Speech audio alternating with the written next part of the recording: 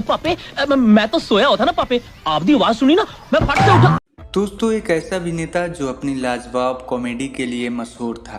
किरदार चाहे जैसा भी हो, उसने बड़ी ही खूबसूरती से हर किरदार को निभाया।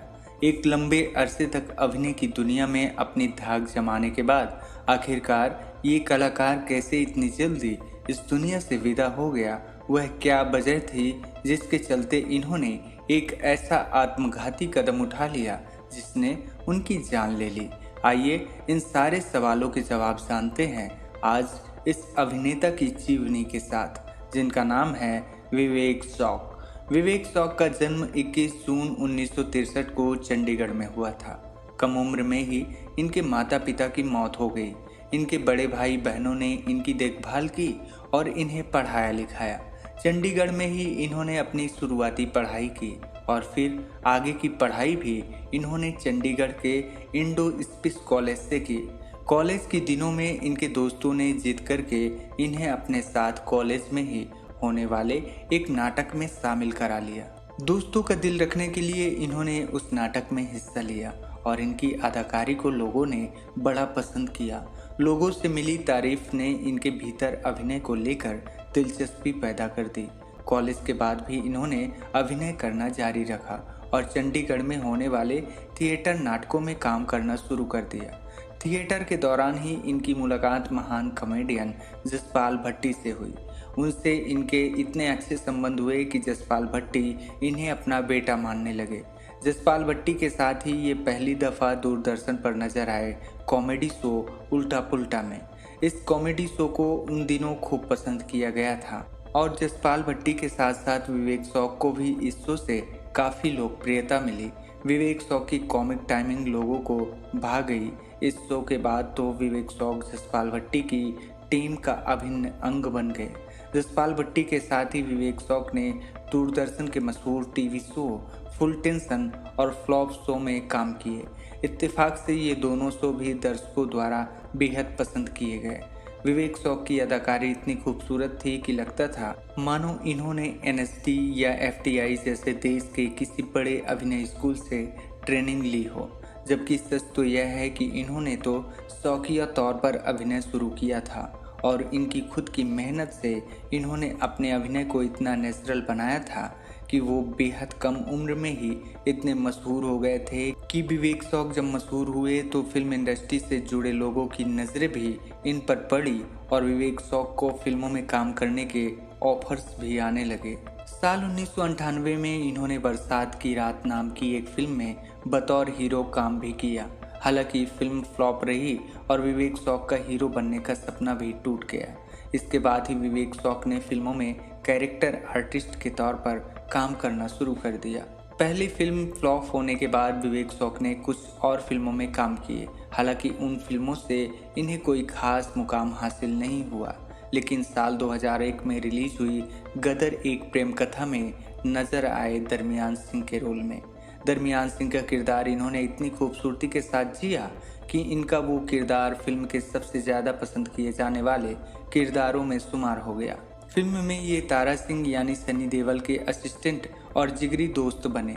दरमियान सिंह तारा सिंह का इतना वफादार दोस्त है कि वो अपनी जान की बाजी लगाकर तारा सिंह की पत्नी और उसके बच्चे को पाकिस्तान से वापस लाने के लिए उसके साथ जाता है। दरमियान सिंह के किरदार के हिट होने के बाद तो मानो विवेक शौक की तकदीर ही बदल गई। इनके पास एक से बढ़कर एक किरदार आने लगे। इनके पास काम की कोई कमी नहीं थी।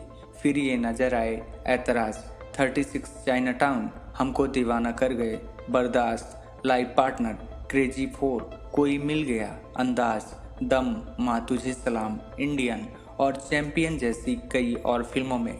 हिंदी फिल्मों के अलावा विवेक शौक ने कई सारी पंजाबी फिल्मों में भी काम किए। इनकी पहली पंजाबी फिल्म थी इनके गुरु जसपाल भट्टी के साथ माहौल ठीक है नाम की फिल्म में। इस फिल्म में भी इन्होंने अपनी अदाकारी का ज़बरदस्त प्रदर्शन किया। इसके अलावा ये यारा नाल बहारा, चकदे पट्टे, अपनी बोली अपना देश, लगदा इश्क हो गया जैसी और सुपरहिट पंजाबी फिल्मों में नजर आए। साल 2000 के दशक में विवेक शौक की किस्मत उन पर इस कदर मेहरबान थी कि उन्हें एक से बढ़कर एक फिल्में मिल रही थी। बॉलीवुड के बड़े सितारे संग स्क्रीन शेयर करने का मौका मिल रहा था। हर बड़ा डायरेक्टर अपनी फिल्म में इन्हें लेना चाहता था और इसी दौरान इन्हें टीवी कमर्शियल भी मिलने लगे थे। कुल मिलाकर कहा जा सकता है कि इस दशक में विवेक शौक पर देवी लक्ष्मी की मेहरबानी बरस रही थी और उनकी ज़िंदगी में खुशियाँ ही खुशियाँ आ रही थी। लेकिन जब सब कुछ अच्छा चल रहा था तब विवेक शौक के ऊपर एक सनक सवार हो गई, एक ऐसी सनक जिसने आखिरकार विवेक की जान ले ली। दरअसल विवेक शौक का वजन तेजी से बढ़ने लगा था, उनका पेट निकलने लगा था, लेकिन विवेक शौक चाहते थे कि वो टीवी स्क्रीन पर एकदम फिट दिखें, किसी हीरो की तरह। विवेक शौक फिट रहने के लिए काफ़ी मेहनत कर रहे थे, लेकिन उन्हें कोई फायदा नहीं हो रहा था। आखिरकार विवेक शौक ने अपने पेट की लिपोसक्शन सर्जरी कराने का फैसला किया। मुंबई के ठाणे के एक अस्पताल में इन्होंने 3 जनवरी 2011 को सर्जरी करा ली। लेकिन इस दौरान विवेक शौक ने डॉक्टरों से ये बात छिपा ली कि साल 2003 में इन्हें दिल की समस्या हुई थी और इनकी एंजियोप्लास्टी उस वक्त करनी पड़ी थी और तभी से ये एस्पिरिन और क्लोपिडोग्रिल नाम की दवा भी खा रहे थे। ऑपरेशन से कुछ हफ्तों पहले से भी इन्होंने ये दवाइयाँ खाना छोड़ दिए थे और इनकी यही लापरवाही ही इनकी मौत की वजह बनी।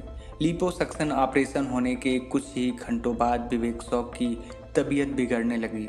इनको कुछ ही घंटों के अंतराल के बाद एक के बाद एक 3 हार्ट अटैक आए। इनकी तबीयत ज़्यादा बिगड़ने लगी तो इन्हें मुंबई के जुपिटर हॉस्पिटल ले जाया गया। वहाँ ये कोमा में चले गए और इनको लाइफ सपोर्ट सिस्टम पर रखना पड़ा। डॉक्टरों ने तमाम कोशिशें की, लेकिन विवेक शौक की तबीयत में कोई सुधार नहीं हुआ और आखिरकार 10 जनवरी 2011 को विवेक शौक इस दुनिया को हमेशा के लिए छोड़कर चले गए। विवेक शौक की मौत के बाद डॉक्टरों को उनकी पिछली मेडिकल हिस्ट्री के बारे में जानकारी मिली थी। डॉक्टर बेहद हैरान थे कि विवेक शौक ने उनसे इतनी बड़ी बात छिपाई क्यों। जिस वक्त विवेक शौक की मौत हुई थी उस वक्त इनकी उम्र महज 47 वर्ष थी। विवेक शौक निरंकारी बाबा के बड़े भक्त थे और उनके मिशन के फॉलोअर भी थे। मौत के बाद इनका अंतिम संस्कार भी मुंबई के निरंकारी मिशन आश्रम में ही हुआ था।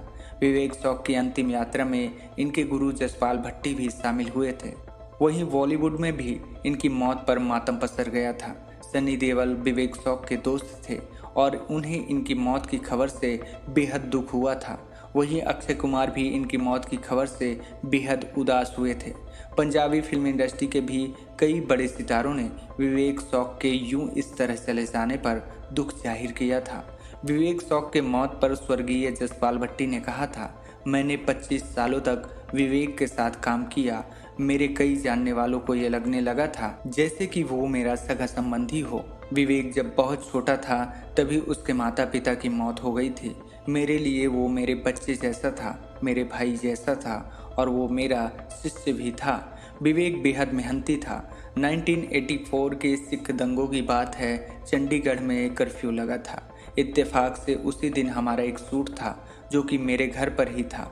शूट में मेरे और विवेक के ही सीन थे। मुझे लग रहा था कि विवेक नहीं पहुंच पाएगा, लेकिन विवेक को अभिनय से इतना ज़्यादा प्यार था कि वो कर्फ्यू में भी जैसे तैसे मेरे घर तक पहुंच गया और हमने वो शूट उसी दिन फिनिश किया। विवेक शौक से जुड़ा एक और किस्सा बताते हुए जसपाल भट्टी ने बताया था कि कुछ दिन पहले ही मैं और विवेक फिल्मों और नाटकों को स्क्रीन प्ले करने के बारे में बात कर रहे थे। फिर अचानक ही मैंने कहा कि दुनिया का हर स्क्रीन प्ले भगवान के बनाए स्क्रीन प्ले के सामने छोटा है। भगवान के स्क्रीन प्ले में ना तो आप अपनी तरफ से कुछ फालतू कर सकते हैं और ना ही उससे अपनी तरफ से और ज़्यादा इम्प्रोवाइज्ड कर सकते हैं। मुझे याद है विवेक मेरी बात सुनकर काफ़ी मुस्कुरा रहा था। विवेक शौक के निजी जीवन के बारे में बात करें तो इनके परिवार में इनकी पत्नी, 2 बेटियां और एक बेटा है। इनका परिवार अब भी मुंबई में ही रहता है। विवेक शौक बेहद शानदार इंसान थे और बेहद उम्दा कलाकार थे, लेकिन आज महान कॉमेडियन को शायद ही कोई याद करता होगा, लेकिन इनकी प्रतिभा हमेशा ही इस दुनिया में अपनी खुशबू बिखेरती रहेगी और हम इन्हें और इनकी कला को सराहते रहेंगे। तो दोस्तों, ये थी कहानी दिल अजीज अभिनेता महान कॉमेडियन विवेक शौक की। मिलते हैं फिर एक और स्टोरी के साथ। नमस्कार।